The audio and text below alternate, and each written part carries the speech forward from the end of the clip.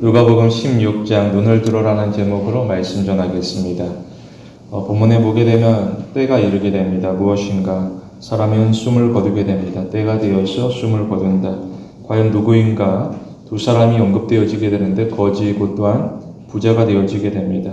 서로 전혀 다른 삶을 살아가게 되는데 이 세상 가운데 어느 누구도 죽음은 피해갈 수 없다. 비록 이 땅의 삶이 어떠하든지 죽음은 누구에게나 평등하고, 그리고 사람은 사망이 이른 거의 100%, 이 사망률의 100%에 이르는 길을 우리는 걸어가고 있습니다. 이때에 비교되어지게 되는데 무엇인가? 이 땅의 삶만 비교하는 것이 아니라 우리 본문에서는 죽음 이후의 삶에 대하여서 비교하고 있습니다. 22절에서 부자가 죽어서 장사되어지게 되는데 이 땅에서는 어떠하느냐? 조문객이 많이 몰려들 것이고, 그리고 그의 묘비 앞에는 최고급으로 장식할 것입니다. 그리고 보라는 듯이 세상을 향하여서 이 부자가 행한 업적들을 낭독하게 됩니다. 이에 반하여서 거지 역시도 죽게 되어지게 되는데 마지막 그 모습은 비참하게 됩니다. 거지의 죽음에 대하여서 아무도 신경 쓰지 아니하고, 또 나아가서 거지에 대하여서 누구도 장례를 치르지 아니하게 됩니다. 오히려 누군가는 거지의 죽음에 대하여서 다행으로 여기게 됩니다. 이제야 이 마을에서 골치 아픈 사람이 사라졌다는 식으로 비꼴 수도 있습니다. 이런 걸 보게 되면 누가 세상 가운데 성공한 사람인가? 우리가 바라볼 때 거지가 아니라 부자가 이 땅 가운데 성공한 삶으로 드러내게 됩니다.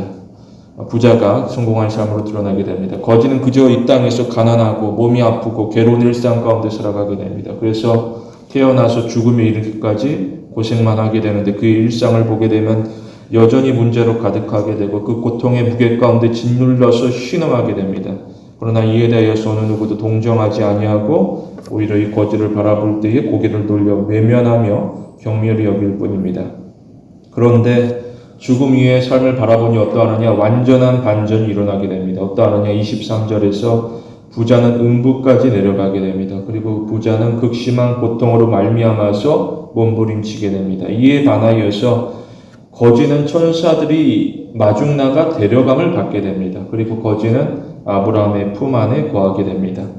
여기서 아브라함의 품이라는 것이 무슨 말인가? 유대인에게 있어서 아브라함은 믿음의 조상이 되어지게 됩니다. 또 나아가서 아브라함은 언약의 대표자입니다. 따라서 아브라함의 품이라는 것은 그냥 단순하게 아브라함의 옆자리를 가리키는 것이 아닙니다. 오히려 아브라함의 품이라는 것은 의인의 안식처를 의미하고 있습니다. 우리는 세상의 평가와 그리고 하나님의 평가가 서로 다르다는 것을 알고 있습니다. 분명 세상의 평가에서는 부자가 성공한 사람일 것입니다. 그러나 하나님께서 보실 때에 하나님의 평가에서는 오히려 거지가 이 땅 가운데 성공한 삶을 살아가는 것입니다. 그렇더라고 하면 부자라고 해서 음부에 가고 거지라고 해서 천국에 가는 것인가? 그런 것은 아닙니다. 부자가 벌을 받은 것은 그가 돈이 많아서가 아닙니다. 오히려 부자가 징계를 받는 것은 자기 집 앞에 굶주려 누워있는 이웃을 외면하였기 때문입니다. 그러면서 부자는 자신이 가진 재물을 가지고서 오직 자신만을 위하여서 사용하게 됩니다. 만일 부자가 하나님을 섬긴다라고 하게 되면 그런 말씀을 기억할 것이고 또한 말씀을 따라서 이웃에게 손을 내밀 것입니다. 그러나 부자는 이 땅에서 하나님을 섬기지 않았습니다. 오히려 말씀을 외면한 채 이웃을 방치하고 나의 즐거움만을 위하여서 몰두하는 삶을 살아가게 됩니다. 이에 대하여서 예수님께서 경고하시게 되는데 뭐라고 하느냐? 너희가 여기 내 형제 중에 지극히 작은 자 하나에게 한 것이 곧 나에게 한 것이라라고 이야기하고 있습니다. 신앙 공동체 안에서 누구를 배척하거나 외면하는 것이 아니라 작은 자라 할지라도 귀하고 소중하게 여겨라. 우리는 하나님의 시선을 의식해야 될 것입니다. 하나님께서 나를 어떻게 바라보느냐, 그 시선으로 세상을 바라보게 되면 우리의 생각이 달라지게 되고 또한 우리의 행동 역시도 달라지게 됩니다. 우리는 우리의 삶에 있어서 관객으로서 살아가는 것이 아닙니다. 오히려 하나님께서 주신 삶 가운데 청지기로서 살아가게 됩니다. 과연 하나님께서 나에게 무엇을 원하시는가? 이에 대하여서 책임감을 가지고 행동하게 됩니다. 그렇더라고 하게 되면 우리에게 모든 순간은 기회가 되어지게 됩니다. 내가 하나님 앞에서 순종할 수 있는 기회로 삼게 됩니다. 만일 우리가 불순종하면 징계받을 것이나 순종하면 우리가 복을 받을 것이다. 다시 말하여서 말씀이 성취되는 일상을 살아가게 됩니다. 본문에서 거지는 하나님을 의지하였습니다. 비록 이 나사로는 삶의 밑바닥까지 내려갔지만 하나님을 저주하거나 하나님에 대하여서 원망하지 않았습니다. 오히려 그는 삶의 고통스러운 밑바닥 가운데 떨어질지라도 오히려 하나님의 도우심을 구하면서 그의 마음 가운데 소망을 가지게 됩니다. 마치 나사로라고 하는 그의 이름 그대로 하나님께서 나를 도우신다라는 심정으로 일생 동안 하나님을 신뢰하게 됩니다. 우리도 돌아보게 되면 우리에게 또 다른 이름이 있습니다. 각자에게 이름이 있지만 우리에게 공통적으로 주어진 이름은 바로 성도라는 이름입니다. 성도는 하나님의 거룩한 백성을 뜻하고 있습니다. 비록 나의 모습이 어떠하든지 하나님께서 우리를 바라보실 때에는 거룩한 백성으로서 우리를 부르시게 됩니다. 우리는 우리의 왕이 되신 하나님께서 부여하신 역할이 있고 그 역할에 충실합니다.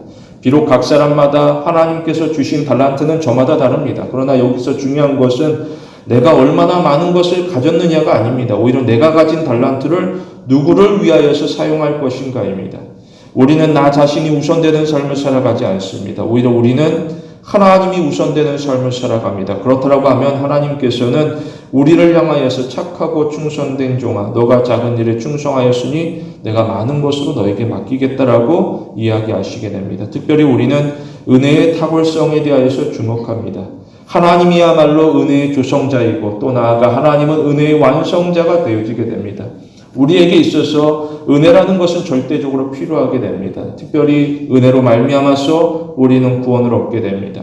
여기서 구원이라는 것은 나의 수고나 나의 공로로 의하여서 주어지는 것이 아니라 오직 하나님의 자비하신 은혜로 말미암아 주어지게 됩니다. 이처럼 하나님의 은혜만이 우리를 새롭게 합니다. 따라서 신자는 형식적인 신앙에 그치며 만족하지 않습니다. 오히려 신자는 진리 가운데 속에서 자신을 쳐서 하나님 앞에 엎드려 경배하게 됩니다. 결국 때가 되어지게 되면 심판주가 결산하게 됩니다. 예를 들어서 연극이 있습니다. 어떠한 배우가 그 연극에서 왕의 역할을 맡게 됩니다. 그는 화려한 왕관을 쓰고 황금 마차를 타면서 세상을 호령하게 됩니다. 그때에 어떤 배우는 거지 역할을 맡게 됩니다. 그는 찢어진 옷을 입고 사람들을 향하여서 구걸하는 비참한 삶을 살아갑니다. 그러나 그 연극이 진행되는 동안 왕은 호령하고 거지는 굽신거릴 것이지만 연극이 끝나고 조명이 꺼지게 되면 전혀 다른 상황이 펼쳐지게 됩니다. 무엇인가 배우들은 분장실로 돌아가서 옷을 갈아입게 되는데 이때 무대 위 왕이었던 배우가 사실은 연기력이 부족한 배우일 수 있고 오히려 무대 위에서 거지였던 배우가 사실은 많은 상을 수상한 최고의 배우일 수 있습니다. 이처럼 연극이 끝난 뒤에 그가 누구인지가 드러나게 되는데 이때 감독의 인정과 칭찬은 그 무대 위에서 그가 어떠한 신분을 맡았느냐라고 결정되는 것이 아닙니다. 오히려 연극이 모두 다 끝난 이후에 감독의 인정과 칭찬은 이 배우가 감독의 대본을 따라서 얼마나 성실하게 연기하였는가로 정해지게 됩니다. 이러한 점에서 부자는 이 땅이라고 하는 무대에서 왕의 역할을 맡게 됩니다.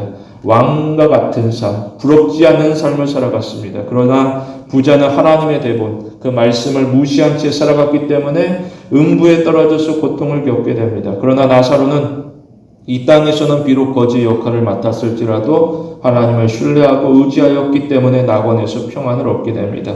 우리는 마음이 하나님과 연결되어질 것입니다. 우리가 신경 쓸 것은 세상의 평가가 아닙니다.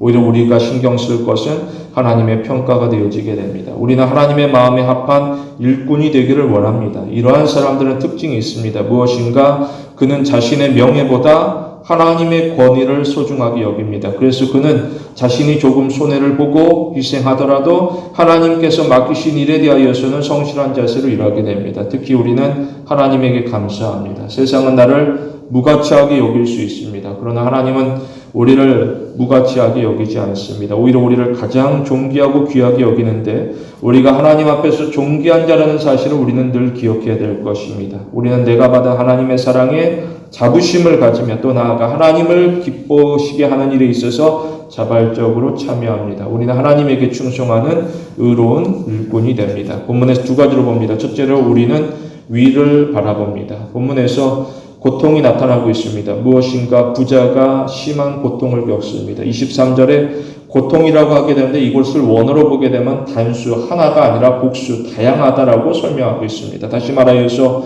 부자는 단 하나의 고통으로 말미암아서 괴로워하는 것이 아니라 다양한 고통이 사방에서 밀려옴에 있어서 견딜 수 없어 하게 됩니다. 부자에게 있어서 이러한 고통이라는 것은 처음입니다. 이 땅에서는 부유하여서 고통을 겪지 아니하게 됩니다. 오히려 부자는 자신의 삶에 영원토록 고통이 없을 줄로 생각하며 확신합니다.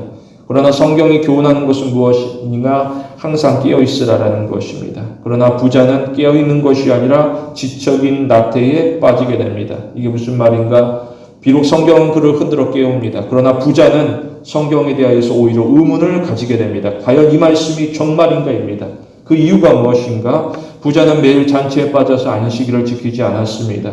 오히려 매일의 쾌락 가운데 빠져서 율법을 따르지 않는 삶을 살아가게 됩니다. 그럼에도 불구하고 부자의 일상이라는 것은 그저 평온할 뿐입니다. 그러자 부자는 심판주에 대하여서 의심하게 됩니다. 과연 정말로 하나님이 살아계시면 나를 징계할 것인데 내가 이토록 하나님 없이 살아감에도 불구하고 징계가 없는 것을 보게 되면 하나님은 없다라고 판단하게 됩니다. 오히려 그가 말씀을 알기 때문에 말씀에서 떠나가는 삶을 살아가게 됩니다. 그래서 부자는 자기 마음대로 살아가는 것을 평생토록 지속하게 되는데 죽음 이후로 음부에 내려가서 처음으로 고통을 겪게 됩니다. 그제서야 23절에서 부자는 눈을 들게 되는데 부자는 위를 바라보게 됩니다. 이전까지는 내가 내려보는 위치였습니다. 높은 자리에서 내려보는.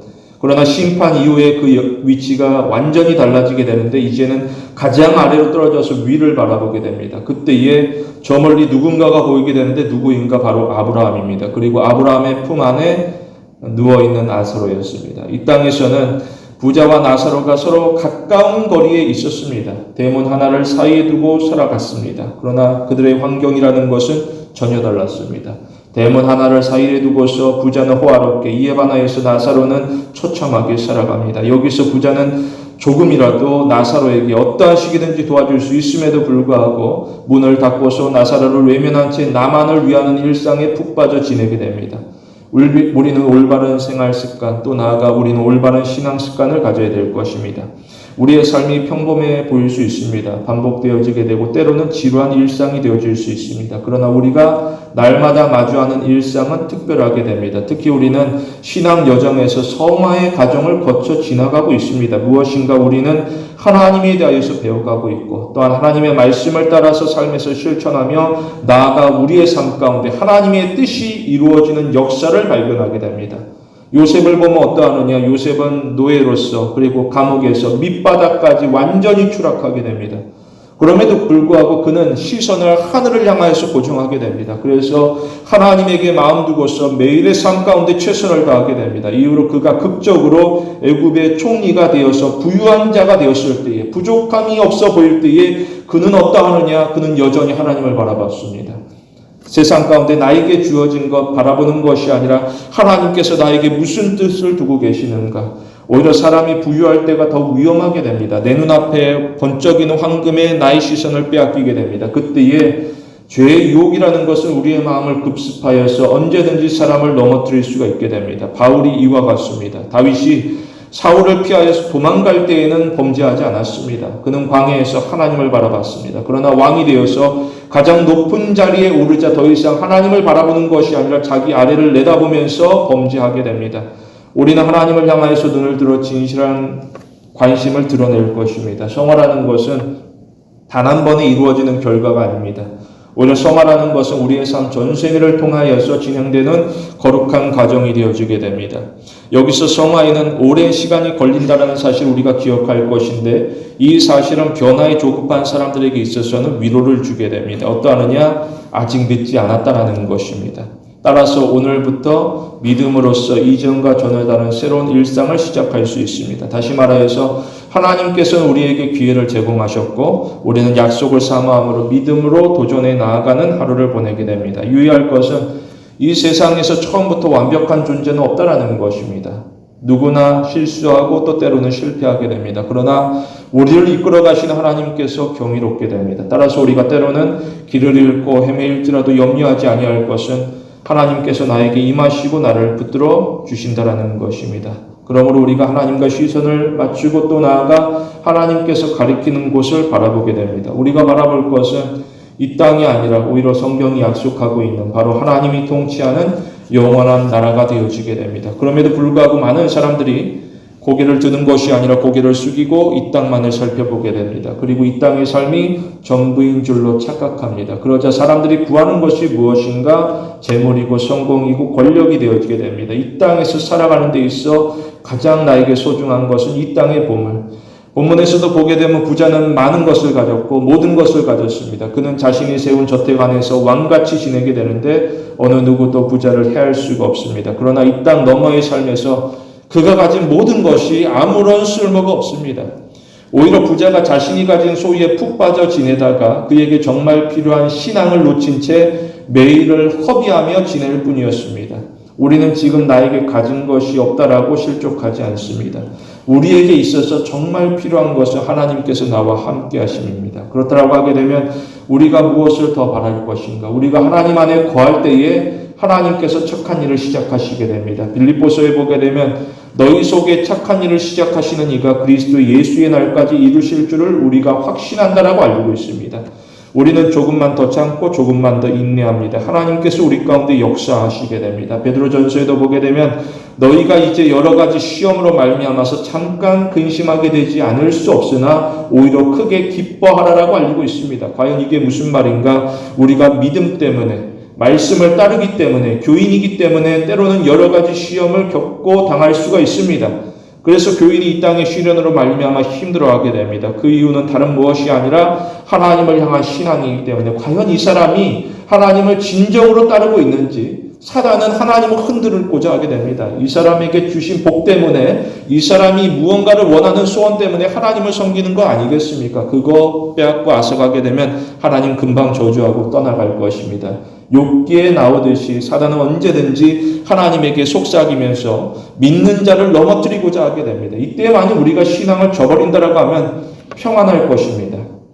대적은 우리를 신경 쓰지 않기 때문에 아무런 시련이 일어나지 아니할 수 있습니다. 그러나 우리가 신앙을 지키려고 몸부림치기 때문에 오히려 더욱더 괴로워하게 됩니다.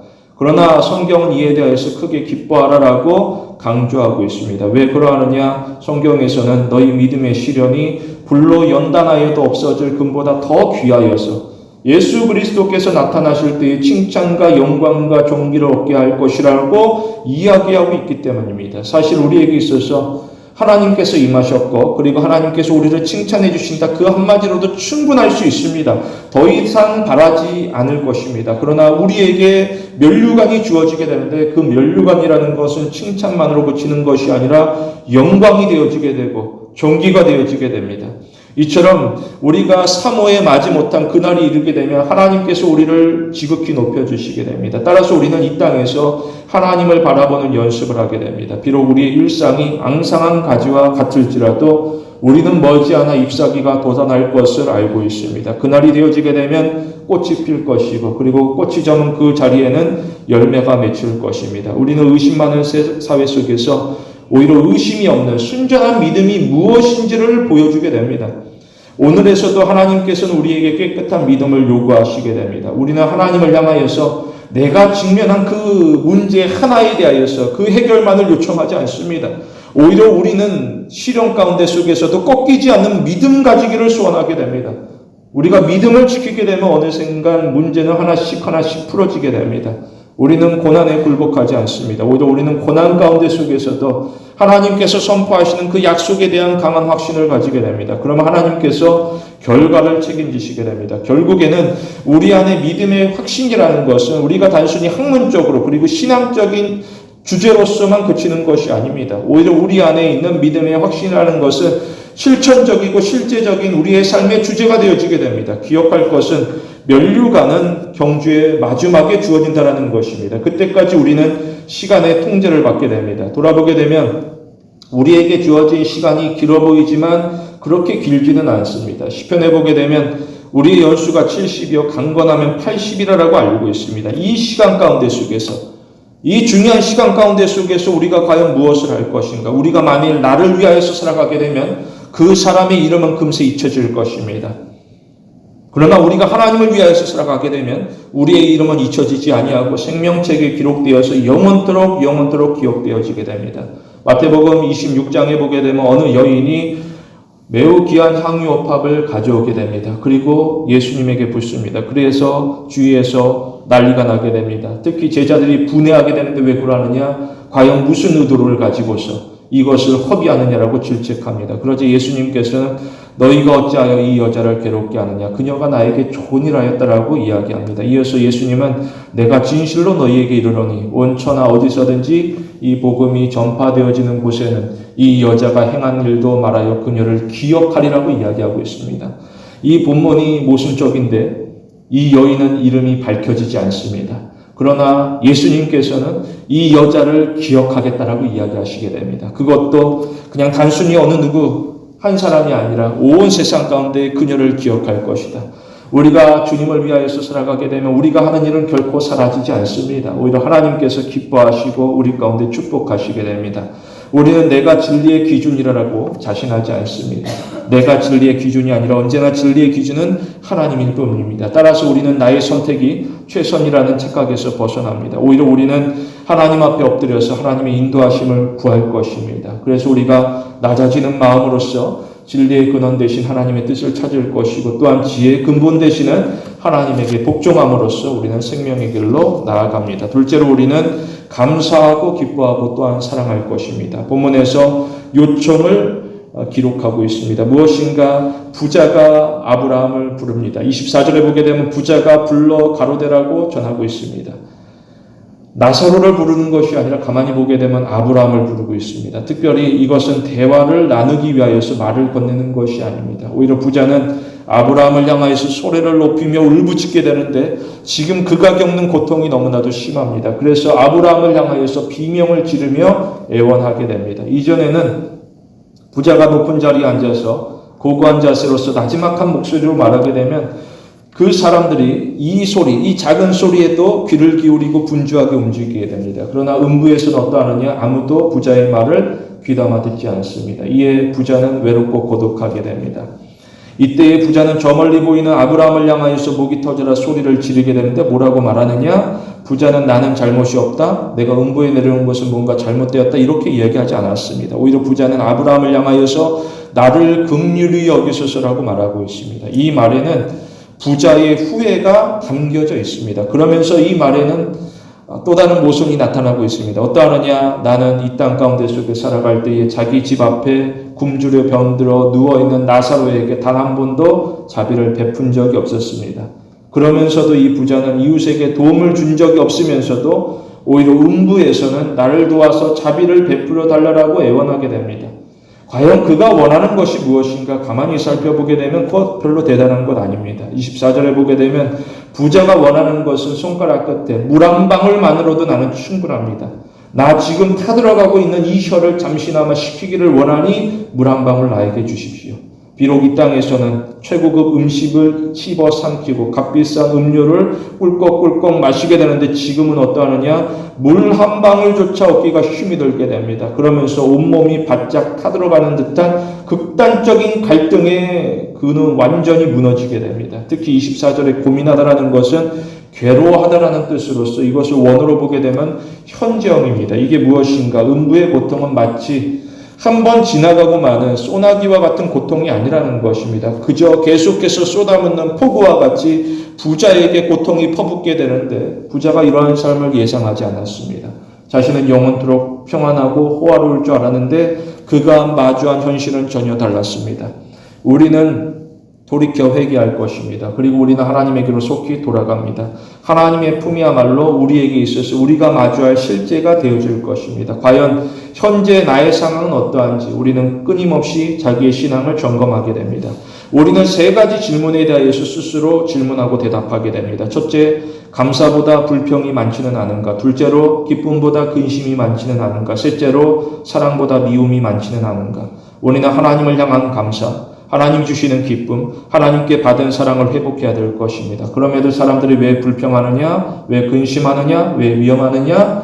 그것은 하나님을 놓치고 살아가기 때문입니다. 대신에 사람들은 하나님을 놓친 채 내가 좋아하는 것만 쫓아가게 됩니다. 다시 말하여서 나에게 있어 하나님이 전부가 되는 것이 아니라 하나님보다 더 원하는 무언가가 있습니다. 이처럼 내가 원하는 것, 내가 갈망하는 것, 내가 욕망하는 것을 쫓아가다 보니까 불평하고 근심하고 미워하게 됩니다.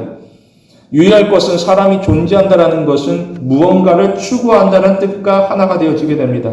우리가 살아간다, 이것은 무언가를 추구한다라는 것입니다. 그런데 여기서 문제가 되는 것은 사람이 올바른 것을 추구하는 것이 아니라 그릇된 것을 추구하기 때문에 문제가 되어지게 됩니다.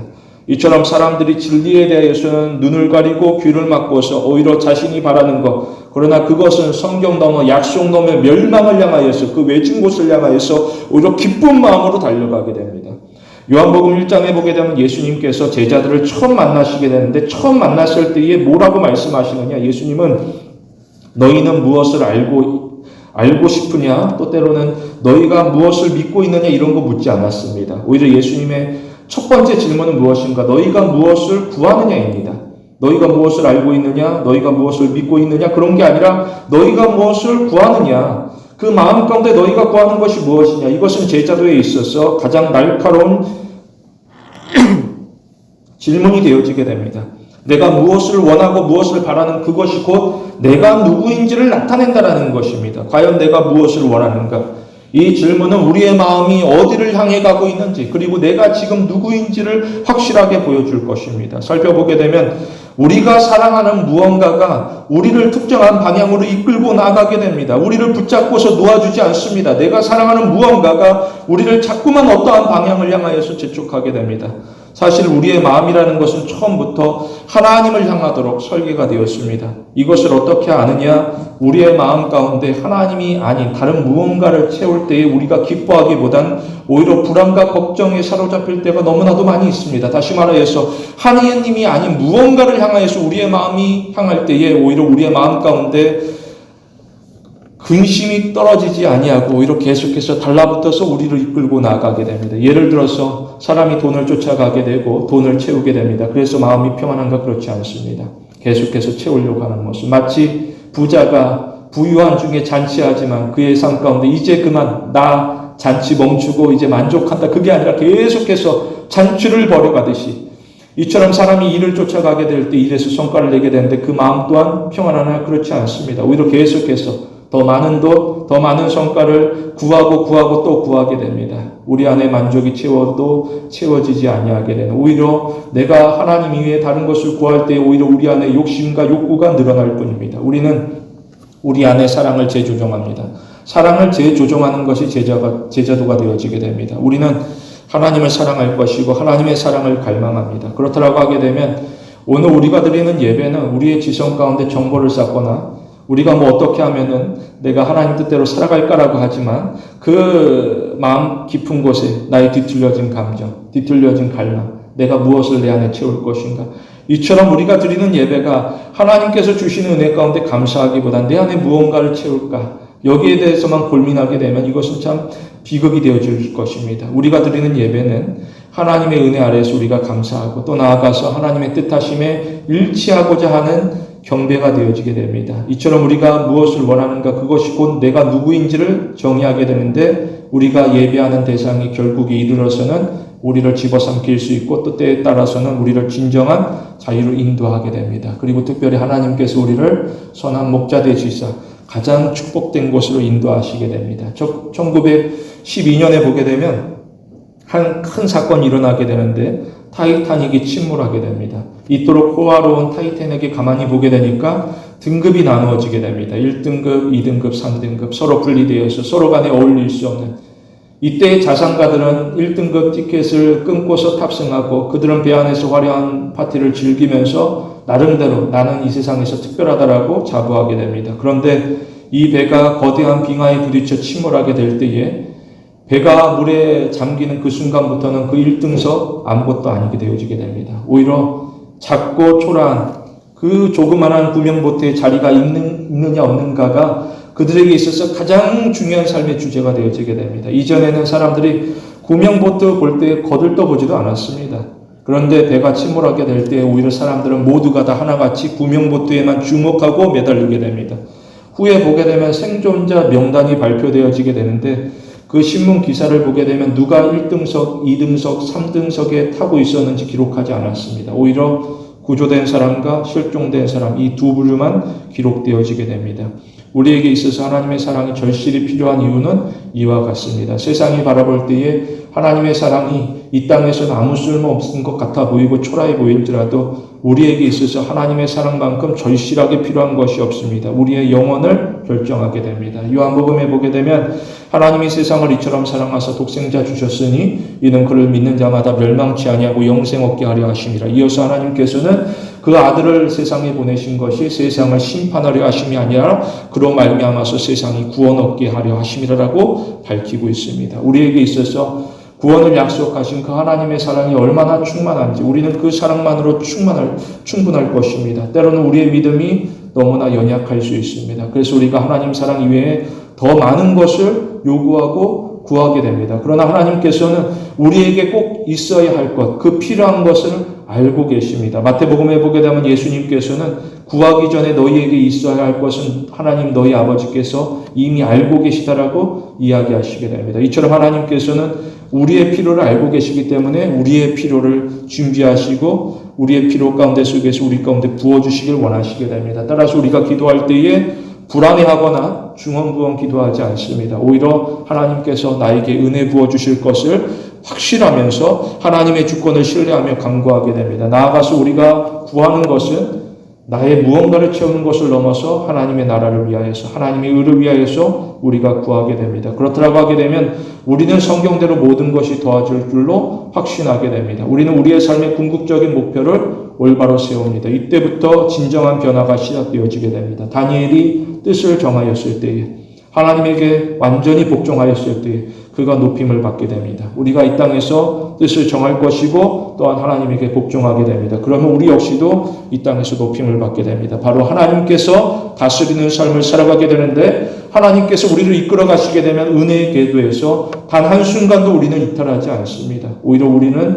은혜 안에서 깊이 파고들게 되는데 그 은혜 가운데 우리는 충만한 기쁨을 느끼게 됩니다. 주목할 것은 천국에 대하여서 뭐라고 성경이 설명하느냐? 천국은 침노하는 자의 것이라고 알고 있습니다. 예수님께서는 천국은 침노를 당하나니 침노하는 자가 빼앗는다라고 이야기합니다. 문을 활짝 열어두고서 누구든지 하나님 앞에 나오라. 내가 너희를 기쁘게 받아주겠다.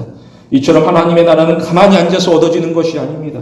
오히려 간절한 마음, 뜨거운 열정을 가지고서 순종할 때에 주어지게 됩니다. 우리는 신앙이 게으르지 않습니다. 우리는 누가 나 대신 해주겠지 생각하지 않습니다. 오히려 우리는 나부터 하나님을 부르고 하나님을 높이는 일에 있어서 헌신합니다. 이처럼 우리의 믿음은 수동적일 수가 없습니다. 언제나 능동적으로서 우리는 우리의 삶에서 내 이름이 아니라 하나님의 영광스러운 이름이 증거되어지기를 원합니다. 특히 우리의 믿음의 뿌리라는 것은 언제나 성경입니다. 우리의 믿음의 뿌리가 내가 속한 환경이나 상황이 될 수 없습니다. 오히려 나에게 주어진 이 귀한 말씀 우리가 붙들고 살아가게 될 때에 이 약속은 하나도 땅이 떨어지지 아니하고 모두 성취되어지는 은혜를 누리게 됩니다. 우리 모두 하나님의 은총에 대하여서 경이로움을 느끼는 성도 되길 원합니다. 본문에서 부자가 음부에 내려가고 고통을 당하게 됩니다. 여기서 우리가 생각해 볼 핵심 질문은 과연 부자가 변할 것인가? 그가 고통 가운데 속에서 회심할 것인가? 성경을 보게 되면 여전히 부자는 완고합니다. 이것을 어떻게 알 수 있느냐? 부자는 아브라함을 바라보며 아브라함에게 부탁합니다. 뭐라고 그러느냐? 아브라함 옆에 있는 그 나사로를 나에게 좀 보내주소서. 그래서 나의 혀를 서늘하게 해달라고 이야기하게 됩니다. 이게 무슨 말인가? 부자는 나사로를 나보다 한참 아랫사람으로 여기고 있습니다. 음부에 떨어져서도 여전히 나사로를 향하여서 나의 부하직원 또 나아가서 내가 지시하면 언제든지 따를 사람처럼 마치 천한 사람처럼 취급하게 됩니다. 그래서 한마디 말도 그에게 건네지 않습니다. 이전에 내가 너에게 미안했다 그런 말도 하지 않습니다. 그때 도와주지 못해서 내가 미안하고 참 나를 용서해달라 이런 말도 하지 않습니다. 오히려 나사로를 향하여서 말 한마디조차 건네지 않은 채 너는 나에게 이렇게 해라 지시만을 하려고 하게 됩니다. 이처럼 부자는 자신이 처한 상황을 제대로 인지하지 못하고 오히려 현실을 계속해서 왜곡하게 됩니다. 그래서 자신과 나사로의 관계 역시도 삐뚤어진 시각으로 해석하게 되는데 이것이 얼마나 이기적인 모습인지 부자는 여전히 고통 가운데 속에서도 자신만을 우선하여 생각하게 되는데 나사로에 대하여서 어떠한 관심이나 어떠한 존경의 마음으로 배려하는 이런 것도 일절 보이지 아니하게 됩니다. 우리가 겸손한 마음, 가질 것인데 우리는 나를 내려놓고 이로 말미암아서 우리가 누리는 기쁨을 사모하게 됩니다. 누군가는 겸손하기를 거부하게 됩니다. 늘 높은 자리에서 지시하기만을 원하게 됩니다. 그러나 겸손과 섬김을 통하여서 얻게 되는 기쁨이 있습니다. 오히려 높은 자리에 있을수록 겸손과 섬김을 통하여서 얻게 되는 기쁨을 놓칠 뿐입니다. 예수님께서는 제자를 부르실 때 섬김받는 자로 부르지 않았습니다. 오히려 섬기는 자로 부르시게 됩니다. 이것이 곧 하늘나라의 법칙이 되어지게 됩니다. 무엇인가 낮아지면 높아지고 높아지면 낮아진다.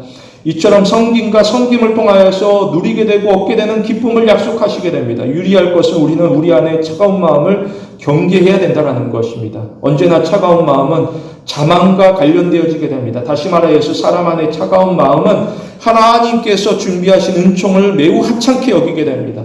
과연 그 차가운 마음이란 무엇인가? 내가 안다. 그런데 그거 알고 보니 별거 아니다. 거기 내가 가봤다. 그런데 별거 아니더라. 그리고 내가 이미 누려봤다. 그런데 그거 역시도 별거 아니었다. 이처럼 사람이 대충 훑어보고서 나는 다 안다. 나는 다 해봤고 그거 별거 아니라는 식으로 이야기하게 됩니다. 이 본문에서 부자 역시도 이방의 부자가 아니라 유대의 부자입니다. 그래서 그는 천국에 대하여서 듣고 알고 있습니다. 그러나 그의 반응은 무엇인가? 그거 별거 아니다.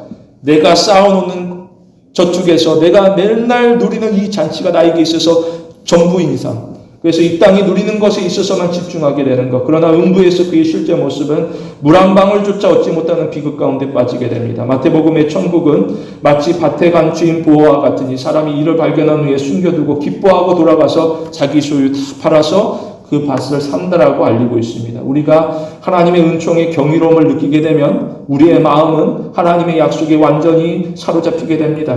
우리는 하나님 곁에서 떠나갈 수가 없습니다. 오히려 하나님 곁에 더 가까이 가기를 소원하는 자가 되어지게 됩니다. 왜냐? 하나님의 약속이 이루어질 것을 확신하기 때문에. 우리 스스로 하나님의 약속을 축소시킬 것이 아니라 오히려 간절한 마음으로 더욱더 사모하게 됩니다. 다시 한번 반복하지만 우리는 우리의 삶에 관객이 아닙니다. 우리는 우리의 삶에 책임을 져야 되는 청지기로서 부르심을 받았습니다. 그렇다고 하게 되면 우리는 올바른 자세로서 일할 것인데 될 대로 되라는 식으로 그거 별거 아니라는 식으로 임하지 않습니다.